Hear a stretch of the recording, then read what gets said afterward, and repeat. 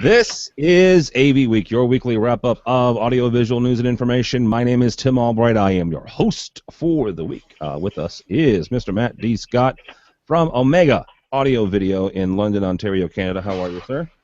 I'm good. I think my internet's stable. Didn't you say it was snowing where you are? It was, yeah. It's a terrible day. I'm terribly sorry. I feel for you. That's what happens in Canada, though. Yeah. Also, this is Kelly Perkins from AVI Systems. How are you, ma'am? I'm doing well, and you too? Doing well as well. It's not snowing where I am, so. I wish it was snowing where we are. Well, you're close. You're in Minnesota, so you're like next week. I'm ready. It's windy and cold. It's like, just let it rip. Yeah. That is the key. Once it gets cold, I just want snow. I don't want it to be cold, below freezing, and green. They were playing Christmas music at Caribou Coffee yesterday. It was all in the mood. No, absolutely not. I'm done with all of you people. Yet. Not even Thanksgiving yet. You can do everything you want after Thanksgiving. So I bought a Christmas album like last week. Oh, geez, fantastic. I'm in the door. Well, I bought a Starbucks cup this week, so I was happy. Well, there you go. All right. But that wasn't Christmas. It's just red. It wasn't Christmas. It was awesome. Last but not least, George Tucker, the left-hand side of my brain. How are you, sir? I'm doing fine, and I'm about to leave all of you people wanting snow. It's 61 degrees here, and I'm very happy. Thank you. Oh, since we're already doing weather, George is in New Jersey.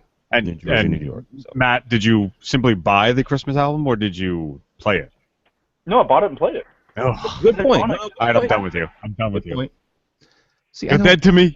No. Life is good. Like, my brother-in-law, my wife's or my sister's husband has already got his Christmas tree up, right?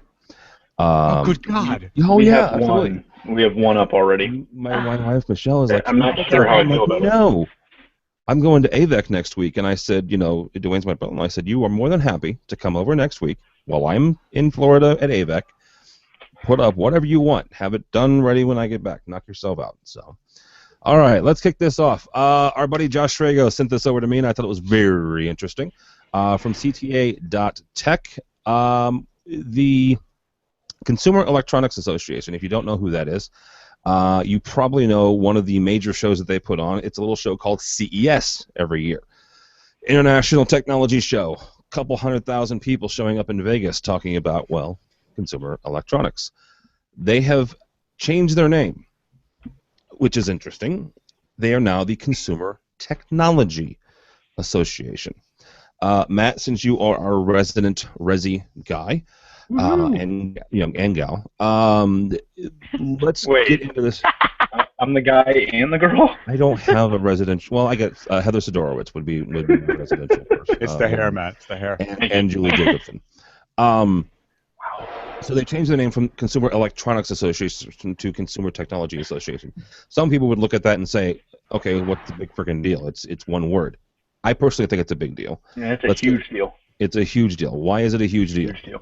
Well, because we've been talking on and off for a couple of years now that the way to survive in this industry, especially on the residential front, is to get past just selling boxes, get past just selling speakers and receivers and TVs.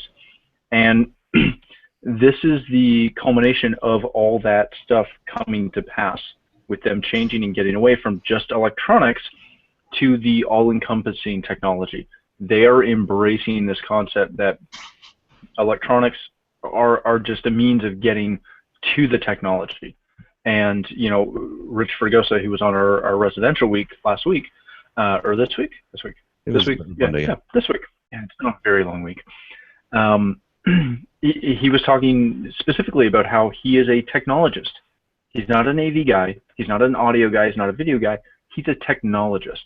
And I think this is something that if our side of the industry, both the CD and the Infocom channel, kind of embrace behind the CES group, we will continue to make ourselves fit that channel and really fit our customers' needs. All right, Mr. Tucker, from that aspect then, Infocom International is known as the trade organization for the audiovisual industry, right? Mm-hmm. Should they go more towards the technology industry? That's an interesting question. I hadn't actually thought of it from that angle because Infocom's central focus, though, has been more the integration and installer custom guy, right? But like Matt said, we're trying to get away from selling boxes. But isn't that what CTA does?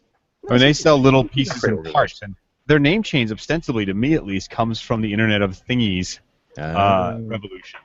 That it's so more pervasive and ubiquitous that it covers more than just, say, your home stereo video projector and light switchy things. It really is that whole infrastructure, but their infrastructures are more disparate than centralized, as we like to do.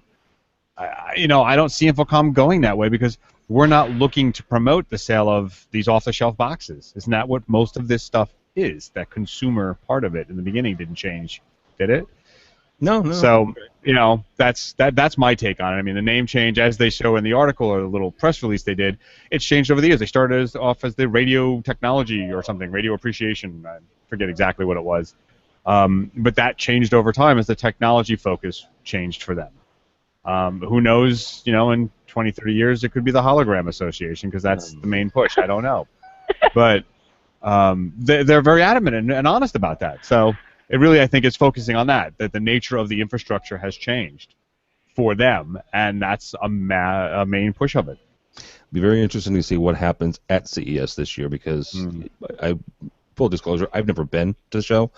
Lots of friends who have been. We mentioned Julie Jacobson from CE Pro. Our buddy Rich Fragoza typically goes about every year, every other year. It'll be very interesting to see what happens at that show because you've got the televisions, you've got the players and this, that, and the other. You also have an entire section apparently that are nothing but USB little gadgets, right? It's the little fan that plugs into your USB drive and can cool you down at work, I guess. To be very interesting. Well, I'm sorry, just to interrupt. To that point, look for like Dave Danto. He's going to be doing something for us from that show. Oh, that's right, yeah.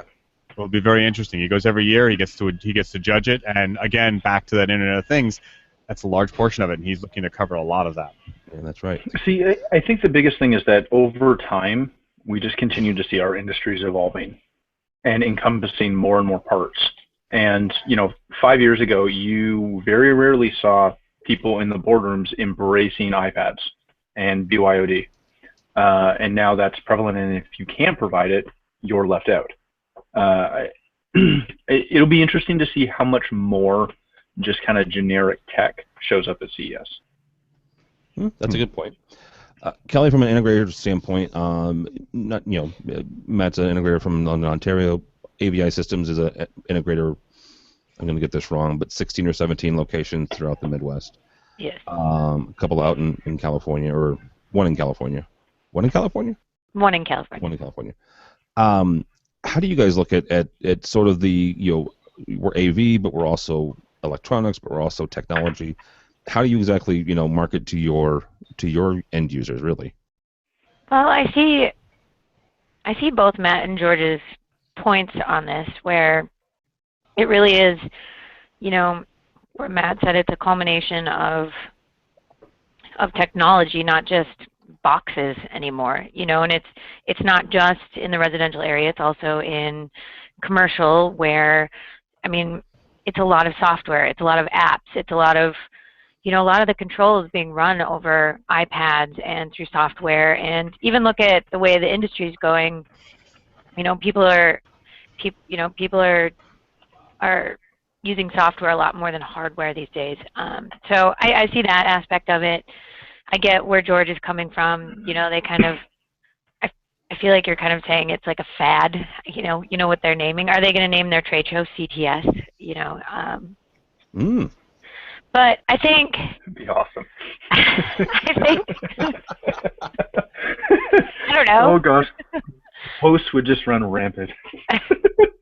Well, I have to. I'll interject on that. I don't think it's a fad. They've changed their name along with the technology's focus. So radio was radio. It was big. If it was TV, it became. They didn't really become TV, but they became something associated with that. Okay. You could call them sort of, riding on the coattails of something, but they really are saying this is the focus of that consumer electronics. When you could go out and buy radios on your own, and not have to go through a dealer or a specialty shop, it really changed the whole focus of the industry. The same is happening again, whether it's control or media. Yeah, because just as I guess a history lesson, you used to have to go to a radio dealer, just like you used to have to go to a television dealer, and that person typically was also your repair person. We don't have dealers. We don't have repair people for either one anymore. So no, they're all consumables. Just for the record, that was way before my time. Okay. Yeah. Huh. I'm not that old. Mm-hmm. Close. Shut up, Matt. All right. Up next, this might be a secret cow to some people, but I'm gonna gore it because it's been chomping at me since Infocom. And it was there at Cedia as well. And God loves Stampede. I have no issues with Stampede. Nice people, and I have some friends that work at Stampede. This is not about Stampede. Now that I've said that, Kaylee Welch from AVNetwork.com writes this piece: why it's time to consider drones. And obviously the fact that Infocom had a drone pavilion, nice pavilion. It was like 50 feet from our booth at Infocom. Got to watch it, the entire week.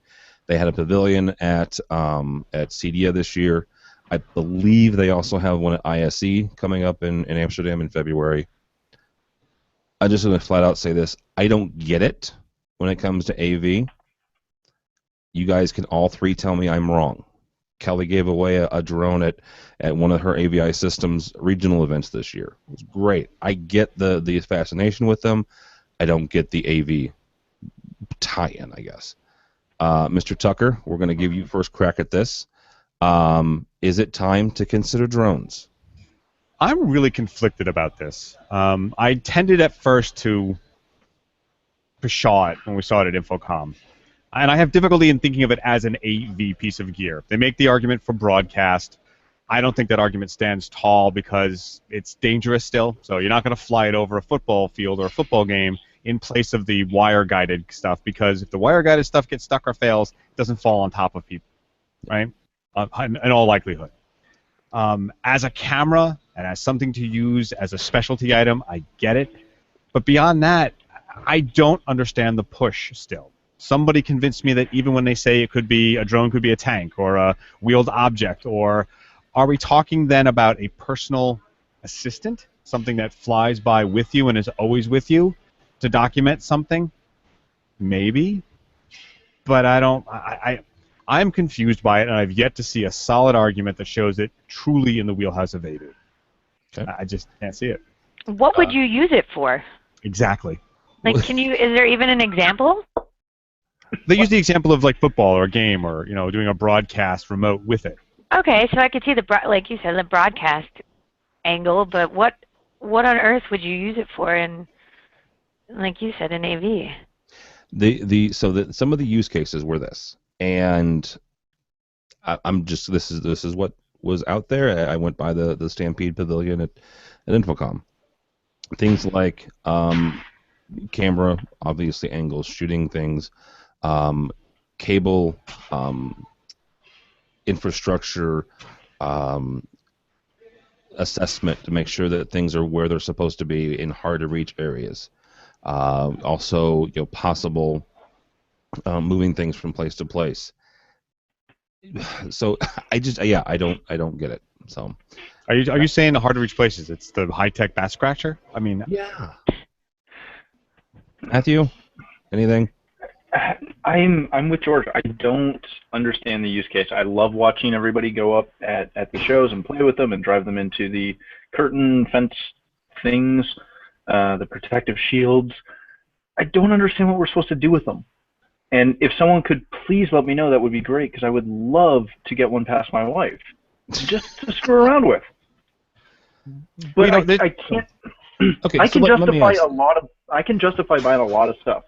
I cannot figure out how to justify buying a drone. Okay, let me ask this, because we had a couple of friends. Kelly, I mentioned that she gave away one at her event.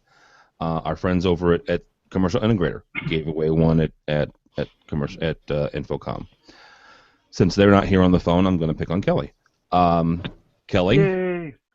Why did you give away one? Because they're cool. And that's a valid reason, I think. It's the best reason. It's the best reason. Yeah. But They're like here's it's like getting it's like buying your dad like one of those like remote controlled helicopters or whatever. They're cool and they're fun. here's a further wrinkle though. If you've been watching the news, the FAA wants to regulate them. Amen, brother. Wants. Harshly. They are regulating them. Well, Yes, not well, really. But they're starting to get really hammered down on this, aren't they? Yes. I mean, yeah. So what usage with that restrictions are going to even increase the? I just don't see that restriction being. They'll kill it. Yeah. I mean, let's be frank. And God love the government. I have my own political leanings, and they're probably unlike anybody else's. It'll kill it, right? And just not. I'm not saying this as a overarching government kills things, but if the FAA decides to come in and start regulating this on the level that they have done such a wonderful job with the wireless frequencies and microphones, good God, they'll kill it. They'll kill the industry, right? They'll kill the independency. They'll kill the guy who wants to shoot a sweeping overarching view of your building, or what have you. Our buddy that comes with us at a lot of our shows, Josh Pippins, he's a videographer by trade. That's what he does, and a lot of his business in the St. Louis area is he shoots homes for people, right? High-end residential homes that are for sale. He just did one here recently that it was cool. Gorgeous home. Oh my gosh, gorgeous home. $3 million home here in Edwardsville, Illinois, which is Southwest Illinois. And just did these wonderful shots. FAA comes in and says, I'm sorry, sir, you have to register this, and you have to tell us your flight plan, you have to, all these other things. It may not kill it, but it'll clearly infringe on it. How about that? And I will say that is pretty much my only, to date, that is my only use case for one. Is we can get it, we can throw a 4K GoPro on it, and we can shoot some phenomenal product shots of installations. Sorry. And that's a $1,600 entry price to be able to shoot some promo videos that I don't know if my clients will even care about. Well, to get one that's super stable and all the other fun stuff. Like a DJI is still, and remember it's Canadian dollars, so it's like that's like $5 US right now. The only argument I see here is for a camera platform. Chris Netto just tweeted at me that it's about live installations. It's a theatrical prop, which is the argument we've all been making. I think is that's really it. So it's a camera mount. So is a Steadicam. We're not saying that that's AV, are we? No. Not from the resi or commercial integration perspective. At least. I don't see them. Broadcast, yeah, but nothing else. Yeah, but that's sort of like a remote camera. Okay. No, I have been asked about integrating a drone into a house of worship for broadcast. And again, by the time you put the dollars and cents behind it, there's to get the wireless transport to work live, it's just not even feasible. And like George said, what if it fell on someone's head? Yeah. Exactly. Oh yeah, no, the liability is ridiculous. Ow! I mean, can you imagine having that conversation with your insurance agent? Yeah, we're doing this. We added some lights. And, oh, yeah, by the way, we have a drone. Yeah, that's going to fly a broadcast quality camera over parishioners. Yeah. By the way, it has blades. Yeah, blades. Rotors. Who was it? Was it Iglesias? Yes. Was it a concert and was like screwing around with the drone? Oh yeah. Went and grabbed it and the guy had to have stitches and everything. They're not. There was a case a year and a half ago of a guy who was decapitated because he had a quad blades, Seriously? very big. Yep. Missed that one. Really? Yeah. This is the third decapitation conversation I've had today. It's starting to get really weird. Let's move on. Friends over at Commercial Integrator, we mentioned them, so let's do a story from them. The Commercial Integrator 2015 Brand Preference Survey reveals integrators' loyalties. I'm not going to go into all of them. You can read them on the link. But here's where the real question comes from. And Kelly, we're going to start with you on this. When it comes to both integrators and let's also talk about your end users. But first from the integrators part. How do brands, how do manufacturers get your loyalty? How do we get, okay. I would say number one, the products have to work. And Out of the box or eventually? out of the box would be ideal. And if something goes wrong, they have to be able to support it. They have to have the support behind it. That's really important. And we have to be able to make money on it as well. That's important as well. All right, Mr. Scott, from your standpoint, how do brands gain your loyalty and keep your loyalty, honestly? That's a tough one. We like to be supported. We like the ability to, if we have a problem, get somebody on the phone. And my clients are the same way. We try to keep them by making sure that if they call, we're there to pick up the phone. If they send an email, we can get back to them. We can get them answers, even if it's just, we'll look into it. We don't know. For us, brands are tougher because we buy a lot of stuff through distribution, so we get kind of stuck into that little area, which can be a little bit more challenging. But brands that take care of us are the ones that we spec them all the time. And I can mention names on some of the companies that we love the most, and that's what it comes down to. It comes down to the fact that they're there for us when we need them. Yeah, they care. And we can make money off of them. That helps. Yeah, you make money. Oh, yes.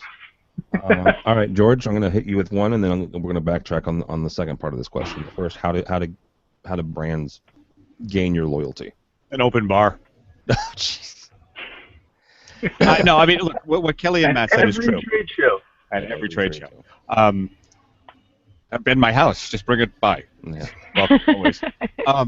No, look, what Matt and Kelly said is basically true, right? Support and working gear. Support, actually, I think, is the most prevalent and the most decisive factor, I think, for most people. If you have that support and you have the infrastructure, I think that's where you see some of these brands that are up in that list, especially the ones like Crestron and some of the Harman Group guys. They're all there. Why? Because it's an integrated network of stuff. Yeah. Whether that means your distributors are integrated and be able to provide you the gear end-to-end, even if it's not just the same platform, or more importantly, is it providing you an infrastructure to connect things in a way that is, I don't want to say seamless, but quite straightforward to do, avoiding the simple thing, and then having the support to do that. And can they talk you through purchasing to connecting to configuring the IP? That, I think, comes to a real big importance. All right, so the flip side of this question is that there are a number of companies that have come and gone in the AV space. Let's say in the last 20 years. Obviously, the last 100 years there have been plenty, but let's just talk about the last 10, 15, 20 years. Mr. Tucker, once they've lost it, and I guess I should ask this, a company comes out with maybe 2 or 3 or 4 lemons in a row, right? And they lose your confidence, they lose your preference, they lose that loyalty. How do they lose that loyalty, and how do they get it back? Like, what is that tipping point? Well, I think the losing the loyalty, of course, is not providing the support or admitting that you were wrong. How many companies have we seen in the past who would use a quick turn of phrase to undervalue or underappreciate what everyone knows is going on, right? Back in the 90s, pre-Twitter, pre-explosion of social, it was kind of hard to collate all that information and come up with a common, yes, this is happening. You'd have to sort of talk to your coworkers, talk to some competitor coworkers, that kind of thing. But now, if you don't admit it, you're going to lose them completely. And I think that's the bad part. We all know that lemons happen, and that sometimes, they think something's going to work, and they think they're going to be able to meet that, but it doesn't happen. As a point of example, how many companies, especially in our space, do you see putting out vaporware? Oh, yeah. These days, in the last 5 to 10 years, almost none are announcing anything that would be vapor. 10 years ago? Well, we got one of those. Here's what it does. When is it going to be released? Soon. Or as I said, my favorite word when I was managing tech support at some times was, when will it be fixed? Presently. Presently? Look at the definition. It has no defined endpoint. It is sometime soon. I would hate you. But yeah, well, but sometimes that's the position you're in. The idea is to say, that's weird. We've heard a few reports. We're trying to resolve it. Here's what we know to do now. Mm-hmm. And then if you find that you've completely foobarred it and the product really is foobarred, in my personal opinion, you go, we're going to credit you for that. We're going to make it better, and we're going to make it in the long run. We're going to take the hit, and we're going to provide a better solution. In the end, it's just like this. We're coming up on the holiday season. It's just like the Miracle on 34th Street. Where do I get that red fire truck? The place across the way has it. We're not going to push what we have. They'll come back to you because you gave them honest advice. Absolutely, totally agree with that. Yeah. All right, Matthew. If once somebody has kind of put you in a bad spot, how do they get you back? They usually don't. But you're different in general, normal people. They've got to work really hard for it. It is incredibly difficult to regain lost trust. And, it's one thing if it's a perceived slight or if it's a minor issue that you're just annoyed with due to the, fact it screwed you up on that job. It's another thing if it's, blatant issues that are coming to light. Vaporware is not a big deal because as long as they haven't taken your money for something they never shipped, are we annoyed with it? Does it bother us? Yes. Do we really care that much? No, because we knew it was vaporware. As soon as they said, we have the magic box, it's this big and it does everything, we knew they weren't shipping it. We knew it was never coming. But I'll be blunt. When somebody, whether it be a rep or a manufacturer or even a salesperson at a distributor for us, when they do something that is blatantly false, and we know that they're just giving us something to get us off the phone or to get us out of their office, as soon as that comes to light, the likelihood that myself, for example, will ever go back and buy anything from them again is very small. And I've had conversations with a couple, manufacturers over times of, yes, we've had this product. Yes, I know you're a great guy. I will never buy your product again. I don't care how great it is. There are, and I think that's something that's kind of forgotten in this industry, is as small as we are, there's nobody who makes one thing that somebody else doesn't make a solution for. I can always go find somebody who makes a matrix. Sometimes. There's always a way to achieve that situation without something. And, most times we can do it. Most times. Yeah, well, again, we're talking for your average installation. Yes. You can always go source those parts somewhere else. And yes. For us, it's one of those things where we've got a couple companies that we never purchase from. And when they ask, we tell them. And I'm quite blunt about it. Now, granted, I'm not going to name them here because that's not fair. But yeah, once somebody violates our trust, it's very hard to win it back. All right. Kelly, same question to you: is how does somebody get your trust back? I think number one, admitting you're wrong and making up for it by support and extra attention, I guess. I think manufacturers kind of forget that we're the ones in the field looking like idiots if we overpromise something to our customers and it doesn't work. And we're calling them and they, like Mike said, or Matt said, excuse me, if they're giving us the runaround and not being honest about what's going on, it infuriates us and it puts us in a really, really bad position. So I would say admitting you're wrong, manning up and just saying, we screwed up and we're not going to let this happen again. All right, very good. Last story real here, and it's not really something that I need you guys to comment on. You can if you'd like. It's just something fun. Also to mention the fact that we're going to ISE. Let's do it. Friends over at, I'll let you gladly cycle, and you can carry me. No. No. AV Magazine. No. AVinteractive.com. You can cycle to ISE. Make your journey to the 2016 Amsterdam ISE show, 9th to 12th of February, and raise money for an AV charity since. They are leaving. The one thing I should have emailed Clive about this. It doesn't say where they're leaving from, but you're apparently biking for 120 miles. Outside of Amsterdam. Well, it's 120 miles from Amsterdam, so pick a country. Right. But it's you need to raise a minimum of 1,450 pounds. So it's possible you're leaving from London, although the AMX team that they're showing here is taking a picture outside of Paris, or inside Paris, because the Eiffel Tower is there. But you can bike your way to ISE in Amsterdam in February 2016, where Mr. Tucker and Mr. Matt Scott and I will be proudly broadcasting from. Are you guys going to cycle? No. Matt and George will. I will drive along in a Fiat and cheer them on. The most European car I can think of. Can it be like a powered cycle? No, that would be a motorcycle. So, all right, guys, that is going to do it for this week. Mr. George Tucker, thank you, sir. Thank you for having me on. Good to see you all. Good to see you. Where can people find you? And actually, let's start with this because George is the one that does this better. What do we have coming up, and what's really freaking awesome? All right, release this Sunday will be a DIY show where you're going to post this Sunday, Monday, but DIY show is new. There'll be a brand new Connected coming up. We're going to be going to the CES Wine and Dine sort of extravaganza. Oh, that's right. In New York City, you go and take a look at some of the new IoT gear and be able to photograph it and get some free grub. So it'll be a lot of fun, actually. Let's see. There's going to be a new light past. That is the lighting guy has been rebranded with the people from Arch SSL magazines about lighting. So it's going to get a lot deeper and more architecturally relevant. And then a whole host of other things coming up that I'm not quite ready to talk about, but they'll be there soon. All right, very good. Also with us is Miss Kelly Perkins. Thank you, ma'am. Thank you. And you have a new social AV social coming up? Yes, right after this, I believe.